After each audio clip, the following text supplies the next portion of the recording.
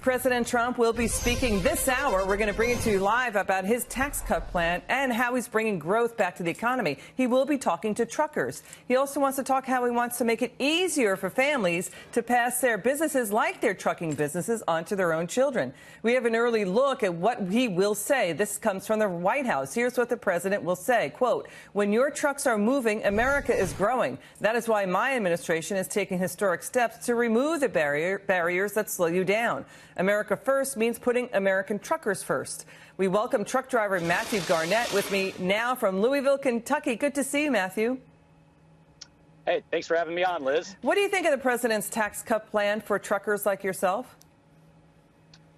Well, to be honest with you, Liz, I don't pay a lot of taxes. I really don't. I make a solid middle-class income, and I barely pay any taxes. So a tax cut for me is going to turn into really a return. You know, on April 15th, I'm going to get some money back, which is nice.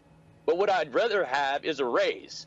And I'm happy that he's cutting these corporate taxes down. I would even like to see him cut down the top marginal percent, even another 5%, because that money in the owner of my boss's company is going to just get invested right back into me, and I'm going to end up, making more money. I mean, if the plan comes to fruition, like he says it is, we're going to be making $4,000 per year more on average. That's way more than I'd ever get back in a tax return. You know, Matthew, the media and the liberal media, the progressive liberal media, the progressive liberal Democrats saying, you know what, truckers like you, Matt, you got it all wrong. This is about helping out the wealthy and the rich. That's what Bernie Sanders and Elizabeth Warren say. And what would you say to them? Well, I'm not sure what the owner of my small trucking company pulls down from running his business, but I don't think he's a rich guy.